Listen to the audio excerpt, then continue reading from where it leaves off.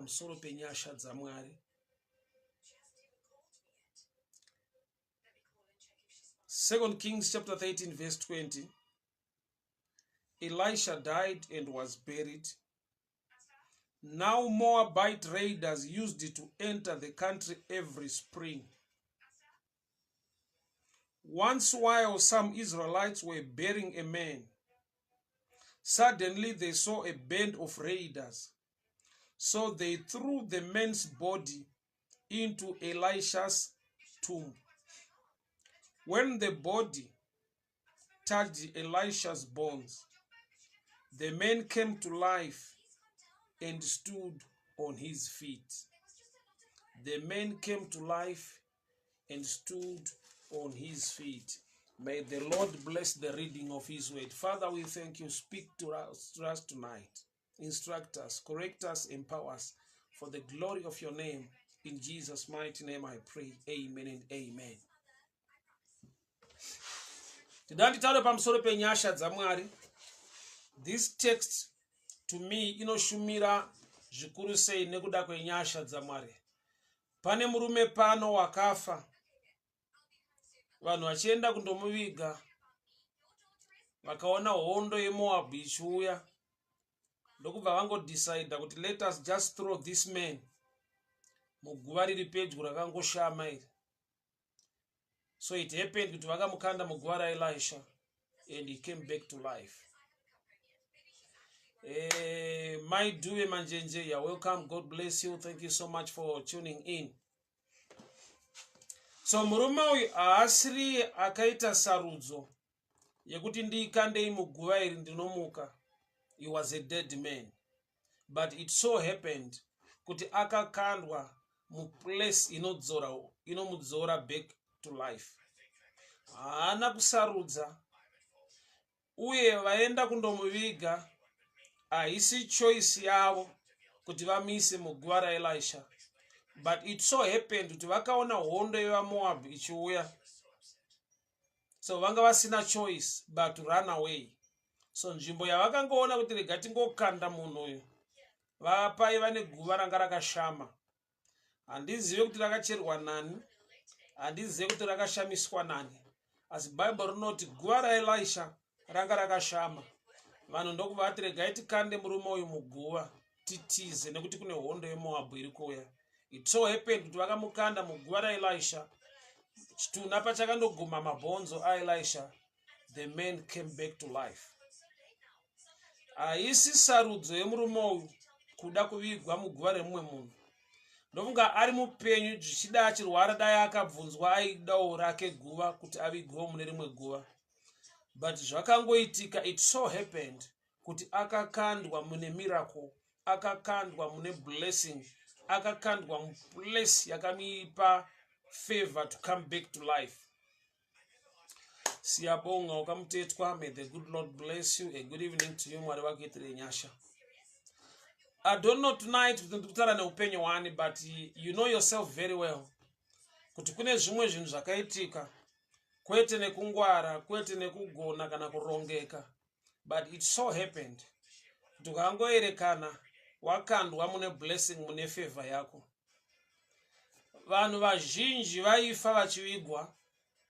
But this man musi weburial yake kune incident yakaitika kuti vakaona hondo yeMoab ichiuya. Ndokubva vati regai tikande murume uyu titize. Ndokubva vamukanda mumiracle yake. Mai Murira Nyamunda, a good evening to you. God bless you. Thank you so much for tuning in. Siyabonga wakamutetwa. Thank you so much. Yeah, this TV. So just a minute. Sorry, Zoro TV.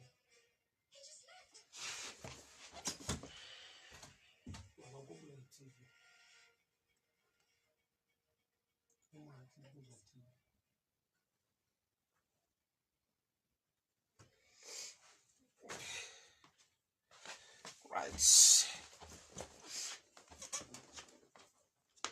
Sorry for such an interpretation. Sorry for that. Pane murume aienda kundovigwa. vanhu ndokubva vaona hondo yeMoab ichiuya. Bible write, and they threw this man, or this dead man, into Elisha's grave. A dead man, munhu akafa haagone kumeka choice, haagone kuita sarudzo. Vakamukanda muguva, kwete nokuti akasarudza, but nekuda kwekuti out of pressure, havasisina choice. Vaona hondo iri kuuya, ndokubva vati regai tingomukanda muguva raElisha. Vachimukanda, he came back to life.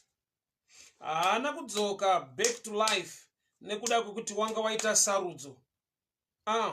Haana kudzoka back to life nekuda kwekuti ane zvaakacontributa. But it so happened kuti pavakamukanda akakandwa muguva raElisha. Hapana choice yake, hapana kugona kwake, hapana kurongeka kwake, akangokandwa muguva raElisha, akakandwa mumiracle yake, akakandirwa mufavor, and he came back to life. Chaakagona nechaakacontributa apa hapana, aitoendawo kundovigwa. He was a dead man.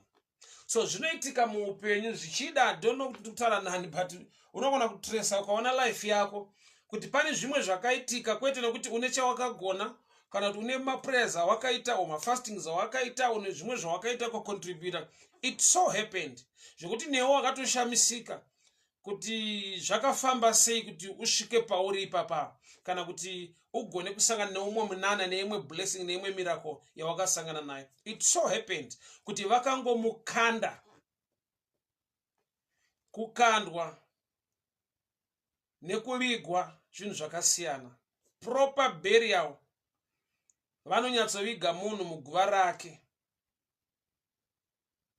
But apa haisi proper burial. They were there to bury the man, and they did not bury the man. They threw the man. Vakakanda murume uyu vachitotiza. They were not expecting anything. Why? Nekuti vari kutongoita wekukanda vachitiza, asi havana kuziva kuti vari kumukanda mublessing, mumiracle, mufavor yake. Okay, the scripture I'm using yataverenga panapa ndi 2 Kings chapter 13 verse 20. 2 Kings chapter 13 verse 20. Baba mtandwa pakadiko pa Australia, I hope I find you well. God bless you. Thank you so much for tuning in. 2 Kings chapter 13 verse 20. There was a man akasangana nemiracle, akasangana neblessing yake nekuda kwekuti akakandwa. Instead yekuti anyatsovigwa, zvanzi vanhu vakaona hondo ichiuya, ndokubva vangoti regai tingomukanda titize. So the dumping yakamuconnecta kublessing, kumiracle, kufavor. He came back to life. Kwete nekuti pane chaakagona akacontributa. Kana neiye ndofunga akatozobvunzawo vanhu paakadzoka back to life, akukurukura nevanhu kuti handizvo zvakangofamba sei, but I just came back to life. Ndonga vanhu ndo vakazomutsanangurira kuti zvakaitika, takaona hondo yaiuya, tikangoti rega tingokukanda. But it so happened kuti takakukandira muguva raElisha, and you just came back to life. Hakuna munhu angavigwe muguva remumwe munhu. Zviri pachena kuti murume uyu guva rake ranga rakatocherwa. Zviri pachena kuti pavari kuenda kundomuviga, haisi sarudzo yavo yekuti vanomukanda mune guva rakavigwa munhu kare. Asi nekuda kwekuti kune hondo yakasimuka kubva kuMoab yavakaona vari ikoko kugraveside, ndokubva vameka a decision, let us run away. Oza pane nguva yekuti unotarisira kuti vanhu vakubate zvakanaka kana kuti vakuitirewo zvakanaka, ende unotozishamisika kuti havasi kukubata zvakanaka, havasi kukuitira zvakanaka. Zviri kungoitika zvacho hauzvinzwisise, zvichida uri kutochema kuti nai Mwari, ko inda vanhu vaakundirasa, vaakundikanda. Chirungu chati and they threw the man. Kurati pane nguva yekuti unoraswa kuti ugone kusvika kwaunofanirwa kusvika, nekuda kwekuti kugamuchirwa chaiko kunogona kukutadzisa kusvika kwaunofanirwa kusvika. Ndofunga it calls for somebody who is so mature to understand this. Nenguwa zhinji kana uri mudiki, you expect people to be around you, to be so kind, to be so loving, kuva vanhu vanoku appreciate, vanokugamuchira nekudi. But it comes in life kuti pane imwe nguva yekuti the dumping ndo ine miracle yacho now. Look at Jonah. Pavakamubata, vakamubatirana vakamukanda mumvura. Mwari vakarayira hove huru ikamumedza ikamuendesa kudestiny yake, ikamuendesa kuplace kwaanofanirwa kuenda kuNinevha. Inhau yekuti vanhu mubhoti vakamusvimudza, vakabatirana, vakamukanda mumvura. So mukukandwa imomo anga akamirirwa nehove huru inofanirwa kumuendesa kwaanofanirwa kuenda. So pane nguva muupenyu yekuti the dumping is part of the process yekuti ugone kusvika pane miracle, pane blessing, pane favor yako. Pasi pese paunofanirwa kubatwa zvakanaka. Let me say this. Joseph ari muprison ataura nemumwe musungwa kuti kana wabuda mention my name to the king, nekuda kwekuti neniwo ndiri muno asi handina mhosva yandakaita. And Bible rinoti the fellow prisoner abuda for 2 years he forgot about Joseph. For 2 years he forgot about Joseph. Kusvika nguva yekuti mambo akava nechiroto chaaida interpreter, akashaiwa munhu anogona kuinterpreta hope dzake. Kusvika this man akazorangarira kuti okay, there is a man watakasiya kuprison ainzi Joseph, akarapanirwa hope dzedu. Then he mentioned the name of Joseph. Muri kuona here kuti kurangarirwa kwaJoseph nekukanganikwa kwake kune chirevo chine chekuita nedestiny yake, nekuda kwekuti akarangarirwa right time papulani yaMwari, akakanganwikwa panguva yakanaka kuti akanganwike. Why? Nokuti dai Joseph nyaya yake zita rake rakanomentionwa to the king before the king had a dream, zvaigona kuita kuti Joseph waigona kubuda odzokera back kumba kwavo, because aigona ngovawo a free man but asina any position, asina any platform, asina pekusvikira nepekudii, ongodzokera back.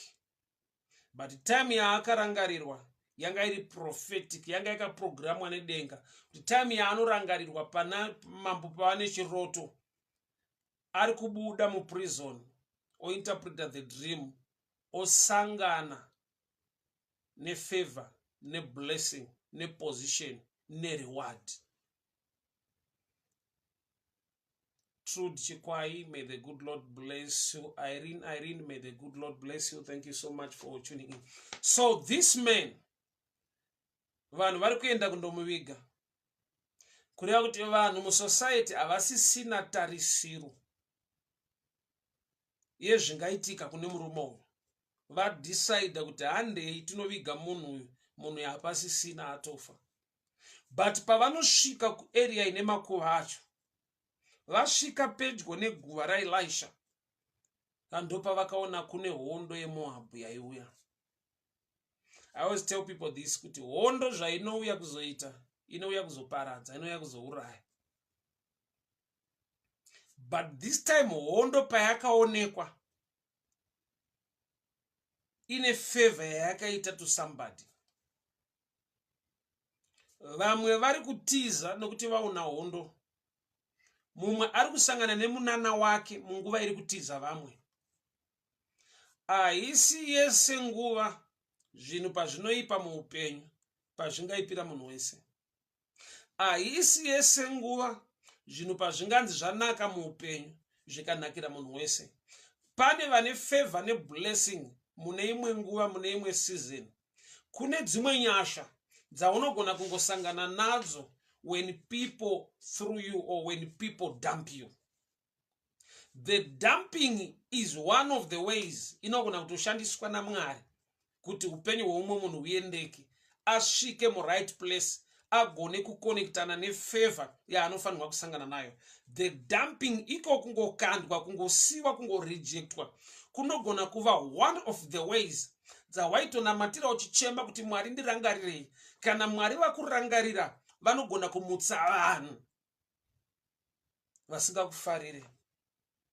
Kana Mwari vakurangarira, vanogona kumutsa vamwe vanhu vanoita zvinhu muupenyu zvinokupa shungu, zvinokupa pressure, zvinokupa marwadzo, but zvichikuelevata kuti uende pane imwe position yaunogona kusangana neimwe blessing.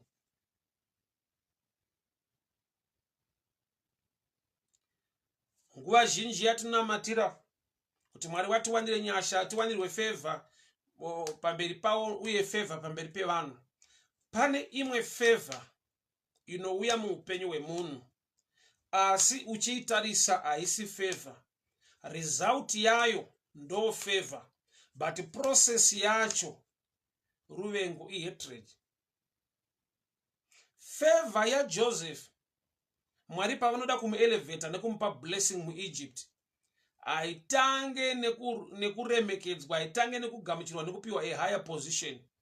Remember, Joseph apinda muEgypt, the first job basa raakatanga kuita muplace yaari supposed to rule, muplace yaari supposed kunzi mambo, akava a gardener, akava mukomana aishanda pamba paPotiphar. Instead yekuti apinde muEgypt atungamirire, atonge munyika iyoyo, akatanga nekutongwa, akatanga nekutungamirirwa, akatanga nekuti mambo kune vamwe vanhu, iye asati akunze mambo munyika iyoyo. But those steps now dzakatoitwa ordered by the Lord. Shoko raMwari rinoti, thy word is a lamp unto my feet. Zvoreva kuti the Lord can order your steps in a way yakuti dzimwe nguva unogona kufungidzira kuti haasi Mwari. So ndinofara kuti chakaita kuti murume uyu aregere kukomplaina paakakandwa muguva risiri rake, he was a dead man. Kureva kuti pane dzimwe area dzaunofanirwa kufa uregere kuva active, nekuda kwekuti unogona kudisturba the process, unogona kuramba the way Mwari yavanoda kuti zvinhu zvifambe sekudaro. Amfumo wanga Blapimbas, God bless you. Mwari vakuitire nyasha. Junior Munyari, may the good Lord bless you. You remember the man akawiwa naye riri bofu nehama dzake vakamuunza kuna Jesu. Baba rinoti Jesu ndokubva amubata ruoko vakabuda naye muguta, vakaenda naye kunze kweguta. Varume vakauya nehama yavo bofu kuna Jesu. Jesu ndokubva aribata ruoko akabuda muguta nebofu iroro. Vabuda muguta vari vaviri vari kunze uko. Baba rinoti Jesu ndokubva apfira mate kubofu, akapfira mate mumeso ebofu. Process iyoyo nyangwe yakava neresult yekuti bofu rakazoona, but the process yekupfirwa kwemate kunenge kushayiwa respect kwakaitirwa munhu, kuti haana kuremekedzwa, anoita sekunge ari kutsvinyirwa, but the process ikashanda. So chakaita kuti munhu agone kuporeswa inhau yekuti process yaingodemanda a blind man kuti agone kupfirwa mate aregere kukomplaina kana kunzvengesa face yake. Imagine if this man had a certain challenge, but Jesu achida kupfira mumate kune murume uyu, aigona kukomplaina kana kuti aigona kunzvengesa musoro kuti tiregerai kundipfira mate ishi. Kurati kune mamwe maprocess angori good when you are blind. So this man chakaita kuti agone kukandwa muguva raElisha without complaining, he was a dead man. Kureva kuti shoko raMwari rikapinda mauri rinofanirwa kuuraya mamwe mafungiro kuti ugone kugamuchira zviri kurongwa naMwari nenzira dzaunofanirwa kusangana nadzo dzinokusimudzira nekukugonesa. People of God, Mwari vachida kupa Adamu mudzimai, Mwari vachida kupa Adamu a partner, Mwari vachida kupa Adamu mubatsira akamufanira. The process yakainvolva kurara hope huru kwa Adamu. Bible rinoti, and the Lord God caused Adam to fall into a deep sleep. Mwari vakakonzera Adamu kuvata hope huru kuti vabvise rumbavhu parutivi rwake. Kune nyaya dzekuti munhu akasvinura, kune nyaya dzekuti munhu akaona, kune process nekuita kwaMwari kwekuti munhu akava active achiona zviri kuitika. He can even pray against the process. He can even run away from the process. Kune zvinhu zvakatinakira, but it only takes maturity kuti ugone kuzvigamuchira. Zvichida uri mudiki haugone kuzvigamuchira. Izvo zvakakunakira. For example, tiri vapfana waiti ukarwara ukabatwa ruoko nemubereki vakaenda newe kuchipatara, unobayiwa mainjections, mubereki aimira newe kusvika wabayiwa injection odzakakumba utano hudzokera panzvimbo opora. But zvava zviri pachena kuti mubereki akakuti chienda wega, let's say wapiwa 5 injections, wabayiwa 1, uri kudzokera futi mangwana, third day mubereki kwekuti enda wega, unogona kudzokerera parod kana kuchema kuramba kuenda, kana kutsvaga a way to avoid my injections. Why? Nekuda kwekuti hausati wamachiwa, hausati wakura kuziva kuti zvandiri kuita izvi zvine marwadzo, but jekiseni imeans yekuti mushonga ugone kupinda mandiri ndigone kupora. But only the mature vanogona kugamuchira injection zvakanaka vachifara vachienda kundobayiwa. Why? Because they know the value of health. Adam, favor yakaya muupenyu hwake akaitirwa nekuda kwekuti wakavatiswa hope huru. Pane kungwara kunogona kudzivisa process, pane kuona kunogona kuita kuti utize uregere kugamuchira zvida kuitwa naMwari. This man chakamupa benefit pamiracle yakaitwa, he was a dead man. Imagine kuti vanhu vakakubatirana vobva vakukanda muguva remumwe munhu. Hakuna munhu angada kukandwa, hakuna munhu angada kukandwa mune guva remumwe munhu. Munhu wese angatodawo kuvigwa mune guva rake. But musi uyu hakuna kuitika burial, kwakaitwa dumping. They threw the man, the dead man, into Elisha's grave. But achikandwa imomo ndo mune munana wake. Ava vatomukanda vakatotanga kutiza, vari kumhanya neupenyu hwavo. They did not know kuti zvatatoya kuzoita ndo zvatatoita nanje. Oza pane nguva yekuti naivo zvavaida kunyatsoita kuviga murume uyu zvakanaka, havana kuita saizvozvo. Asi zvavakaita ndo zvavaifanirwa kuita kuti murume uyu asangane nemunana wake. Hama dzangu, kune imwe blessing, kune imwe ropafadzo yaunongoona kuti asi Mwari vakangondiitirawo nyasha. Handina chandakacontributa ndikaparticipate ndikagona kuita panhau iyi, asi ndakangodonera mune imwe blessing, ndakangodonera mune imwe favor. Kune zvinhu zvekuti zvikauya muupenyu hwako unogona kutresa kuti aiwa, because ndakatsvaka Mwari, ndakanamata, ndakatsanya, ndakaita izvi, ndakaita izvi, ndakaita izvi, but zviriko zvekuti unongoti Mwari vakaita izvi nokuti vakangondida. As a dead man, ndisina chandacontributa, but ndakangosangana neblessing yekuti ndakakandwa muguva rechekuita nemiracle yelife yangu.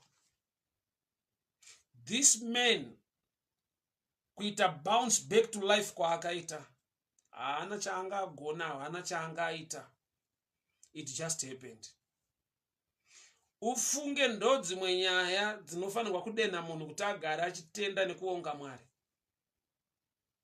Why? Nokuti kune zvavakatokuitira kare, kune nyasha nefavor zvawakasangana nazvo, zvisina kungwara, zvisina kana kuti hanzi wakarongeka. Okay, for example, pane nguva yekuti kune munhu zvichida akakuitira favor muupenyu. Unoziva here kuti munhu iyeye anoziva vanhu vakawanda kwazvo besides kuti akaitira iwewe favor. Also there are times yekuti mumwe munhu akakuitira favor mulife unogona kufungidzira kuti anoziva iwewe chete, kana ndiwe bedzi waiqualify kuitirwa favor naye. Inyaya dzekuti Mwari vakangoshumira muupenyu hwake kuti akuitire favor iwewe. otherwise panyika pane vanhu vakawanda. Munhu pachake ane vanhu vaanoziva, munhu pachake ane hama dzake, munhu pachake ane dzimwe shamwari dzakawanda besides kuva shamwari yako. But pane nguva yekuti Mwari vanomusunda kushumira muupenyu hwako kuita chimwe chinhu. That's a miracle on its own. Nokuti ukamubvunza anoziva vanhu vakawanda. Zvichida kune vazhinji vaitomunetsa vachida kuitirwa zvaakakuitira iwewe. But it just happened. People of God, hear me very well. Ukatarisa chinhu chinenge marriage, uwanano, relationship. Panyika pane vanhu vakawanda. Panyika pane vanhu vakawanda. Asi nyasha dzikabata pamusoro peupenyu hwako, nemawandiro akaita varume nemawandiro akaita vakadzi, zvaita kuti aregere kuwana iwewe awane mumwe munhu.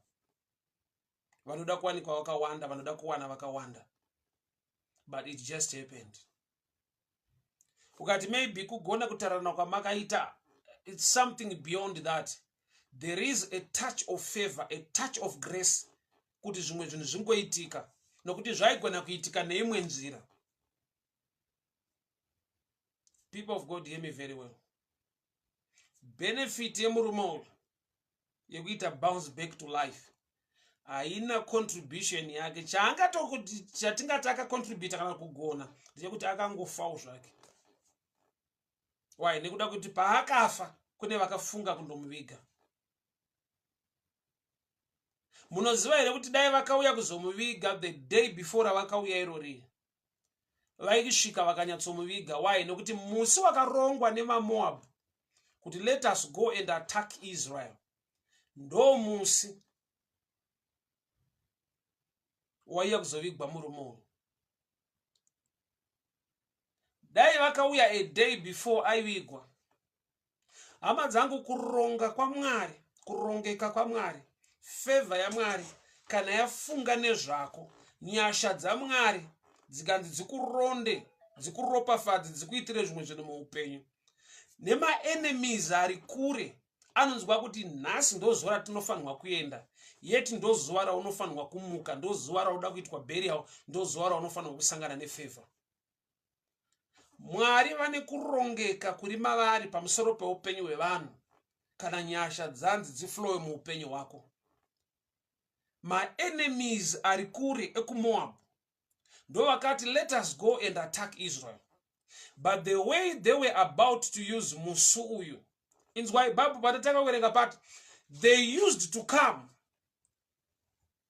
They used to come. I need to read again. Akasika kutanga kuti vaMoab vauye, but pagore rega rega they used to come kuzoataka Israel munguva yechirimo. Now Moabite raiders used to enter the country every spring. But miracle yatiri kunzwa now ayanga isingaitike every spring. Mumwaka iwo uyu ndo pavaipota vachiuya kuzoataka Israel. But mumwaka wega wega hatina kunzwa miracle yavaiunza, vaingouya kuzoataka Israel. But in this season, mumwaka uyu manje, there was a man akasangana ne blessing ne favor yake. VaMoab vauya kuzoataka Israel in every time, every spring. But once a while, some Israelites were burying a man. Ndokubva vaona kuti kune hondo yevaMoab iri kuuya. Vanhu vaenda kundoviga munhu. Ndokubva vaona hondo iri kuuya. Make a decision is so quick. Let us just dump this man. Ngatimukandei muguva rakashama. Ukatresa nawi hapana paunonzwa kuti ndiana akafukura kana kuti akabvisa ivhu paguva raElijah. zvinongonzi guva raElijah ranga rakashama. Hakuna watakanzwa kuti akandovhura kuti aiwa, hakuna kaaitarisira kuti mabhonzo aElijah ane zvaachaita. So irori guva rakashama iri zvoreva kuti makuva anga akashama musi uyu, there were two. Rachererwa kuti murume uyu avigwe, nokuti kana munhu akutoendeswa kumakuva guva racho rei ratochirwa kare, zvezvaaredi vari kuenda for burial. So makuva anga akashama maviri, a fresh grave risina ana akamboiswa mariri rangomirirwa kuti murume uyu avigwe, and the old grave rekare ranga rakavigwa Elisha. So makuva they were two. But pavakaona hondo yeMoab ichiuya, they were close to the old grave raElijah.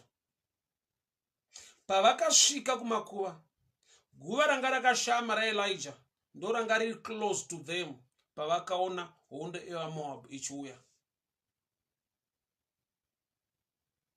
Zvoreva kuti dai vakaisa murume uyu muguva rake, there was no miracle. Reason yemiracle, akakandwa muguva raElisha akaguma mabhonzo and he came back to life. Dai akaiswa muguva rake ranga riri empty, aingosiwa arimo, hakuna miracle yaaisangana nayo. This story and this picture ndoda kuti muone nyasha dzatakaitirwa naKristu Jesu. Dai nyaya yangu inini manje yakaongororwa nedenga, pakashaiwa Jesu akaenda panzvimbo ini kuti ndigotenda maari, iye ndiye akafa, ndiye akarovererwa, ndiye ane ropa rakadeuka pamuchinjikwa. So baba pavakanditarisa havasi kuona inini mutadzi, vari kuona Jesu aenda panzvimbo yangu kuti ini ndigone kuregererwa. So rufu rwaKristu ndo rwakatakura nyasha, kurohwa kwaKristu ndo kwakatakura favor.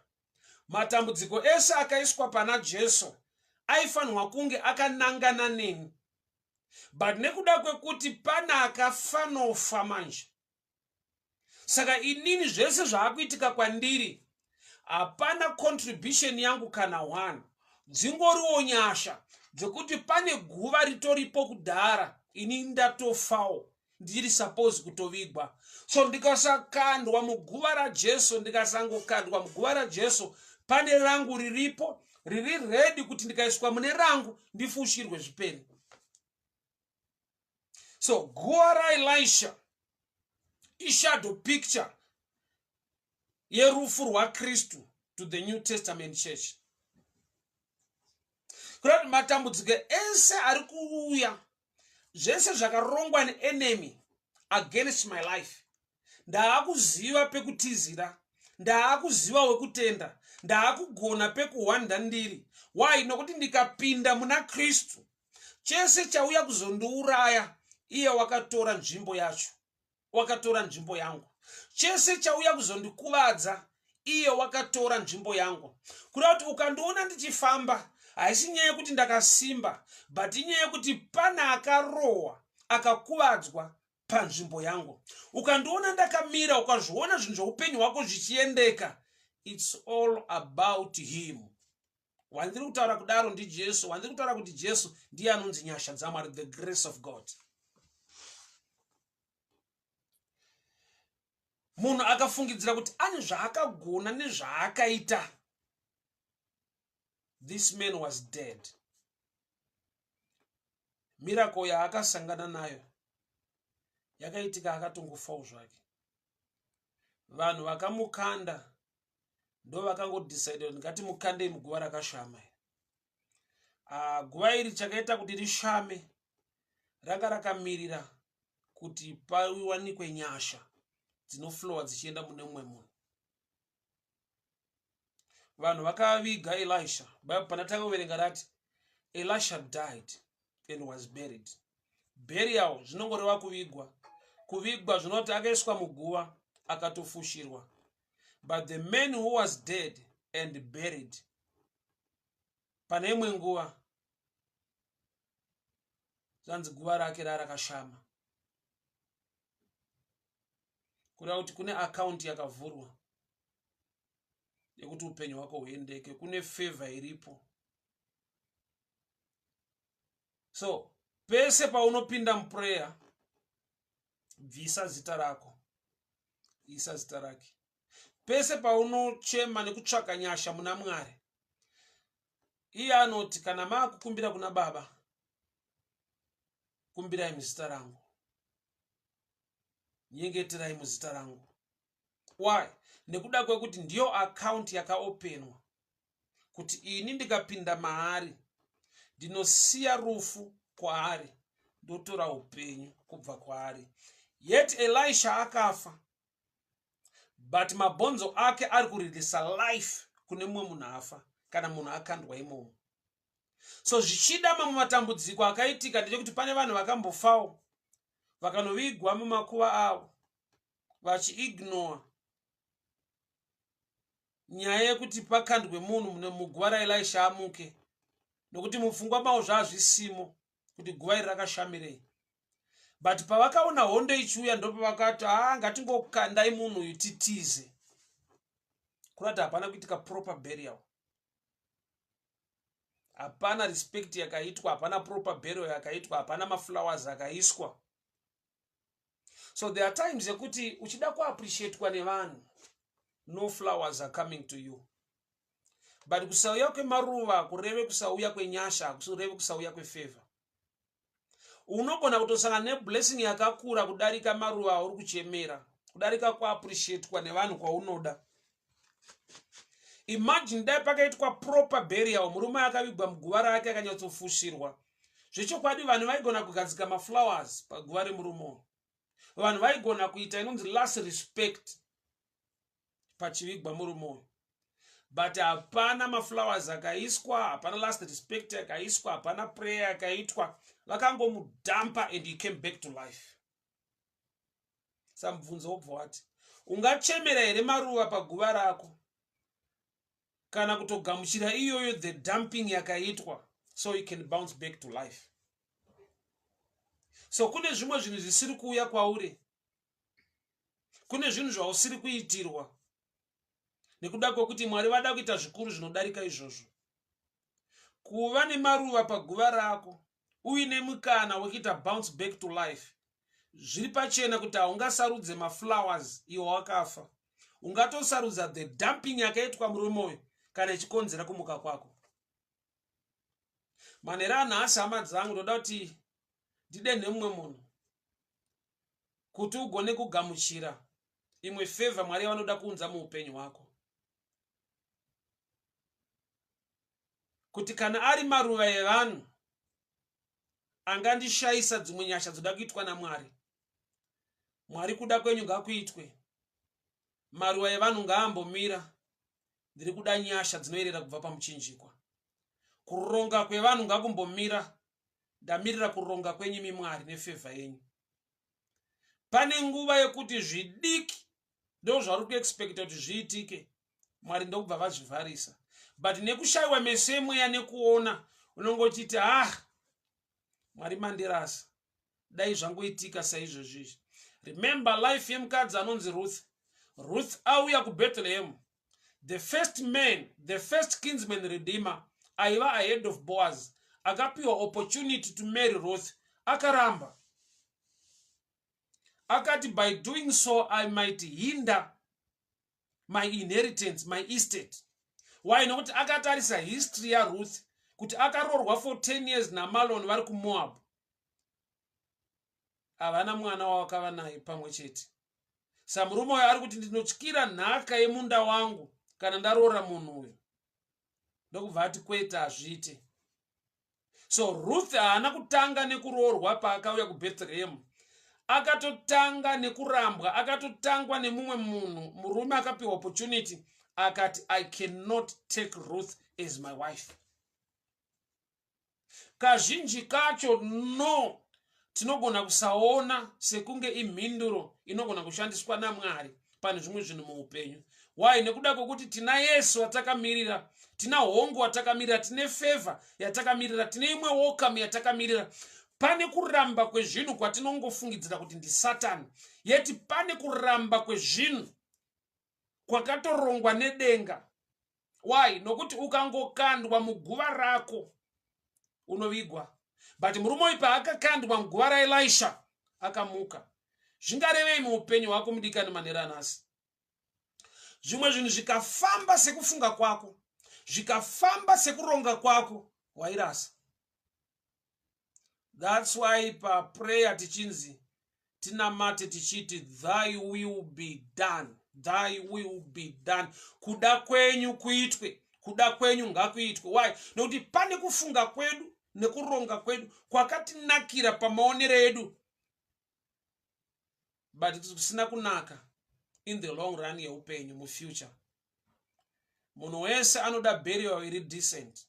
Munhu wese anodawo kuvigwawo zvakanaka. Munhu wese anodawo last respect yaanogona kuwaniswa afa. Saka vanhu vajoina mapolicies nekudii nekudii. But this man haana kuisirwa maflowers paguva. This man hapana burial yakanaka yakaitwa, hakanaka prayer yakaitwa. Zvanzi vanhu vakaona hondo yeMoab ichiuya ndokubva vangomudhampa, ndokubva vamukanda muguva raElisha, and he came back to life. Saka zviri nani kushayiwa maruva, owana dzimwe nyasha dzinokusimudza above the level yemaflowers. Hey, Blawelas, how are you doing? Say, how are you keeping? So happy to see you online. May the good Lord bless you. Thank you so much for tuning in. So you see, kuti pane nguva yakuti zvatinofunga zvakatinakira pamaonero edu hazvina kunaka, kana zvinopesana, kana zvinotirasisa paprogram yatinofanirwa kusangana nayo, nefavor yatinofanirwa kusangana nayo mukuronga kwaMwari. Chakaita kuti varume vakande munhu uyu muguva raElisha handizvo zvavakabva kumba vachifunga kuti we are going to dump this man in somebody's grave, or to throw this man in somebody's grave. Guva remurume uyu raririko. Hama dzangu sevanhu tine pfungwa, tine zvatinofunga, tine zvatinoronga. Psalms 23 a guideline to every believer. We are not designed to follow green pastures. We are designed to follow the shepherd. Psalms 23 note, the Lord is my shepherd. Kureva kuti focus yangu ndeye kutarisa pane mufudzi. Anditungamirire, andiendese kwaanoda kuti ndiende. He must lead me. Vekunyika ndo vanoita look for green pastures. Is we look unto him, author and finisher of our faith. Why? Kazhinji unoziva here kuti decision yemunhu, kufunga kwemunhu, kuronga kwemunhu kunogona kusvitsa munhu padambudziko rekuti anokwenya musoro nekuchema kuti ko izvi ndakazvirongerei, ndakazvifungirei. Tine madecisions muupenyu kuti ukatarisa unodemba nekuzvitarisa kuti ko izvi ndaimbozviitirei. Yeti pawaizviita zvakakunakira pamaonero ako. Munhu wese ane rake guva, zvokuti murume uyu aigona kuvigwa muguva rake, potoiswa maflowers, prayer toitwa, zvoitwa zvinoitwa paguva rake, vanhu vodzokera kumba. But musi uyu party yeprayer yemaflowers and everything hakuna chakaitwa. Vakangoona hondo ichiuya, then they threw this man into Elisha's grave. Vakangomukanda muguva raElisha, and he came back to life. So kune imwe blessing, kune imwe favor inogona kuya muupenyu wako nekuda kwokuti kune vanhu vakukanda. But kazhinji ndepekuti tikangoona no as an answer, tinoona attack.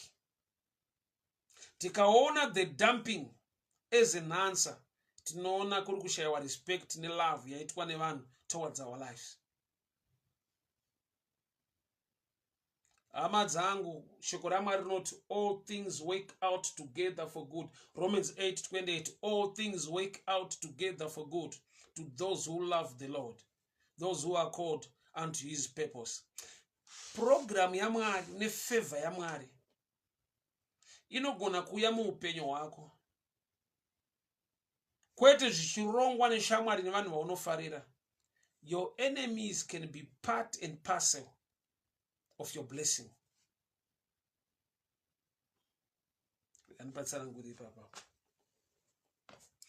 Do you know kuti it took the devil, zvakaita kuti Satani ashande zvakaomarara kuti tigone kusangana nesalvation, ruponeso rwepamuchinjikwa. The chief priest vakatengana naJudas. Judas akapandukira Kristu. Jesu akabatwa, vakamurova, vakamupfira mate, vakaita zvavanoita naye, vakanomisa pamuchinjikwa. Iye akati it is finished. Haana kuti I am finished, akati it is finished. Kune basa raibatwa. Iye chake kubatika bedzi, onoiswa pamuchinjikwa, oti zvapera. But vakacontribute, vakaronga program nemari dzakabuda nekudii. They were the enemies, but they were working and pushing the program kuti ifambe. Do you know that the devil works for God? Inyaya kungoti he is not on payroll, so he does not know. Wakaipa unoshanda kungoti atambire mari, uye mari makabviswa kuziva. Nekuda kwekuti shoko rinoti when the enemy comes like a flood, the spirit of the Lord will raise a standard. So kune zviero zvinongosumuka, kwete nekuti wanyengetera, kwete nekuti watsanya, asi nekuda kwekuti pane muvengi ari kusimuka. When the enemy comes like a flood, the spirit of the Lord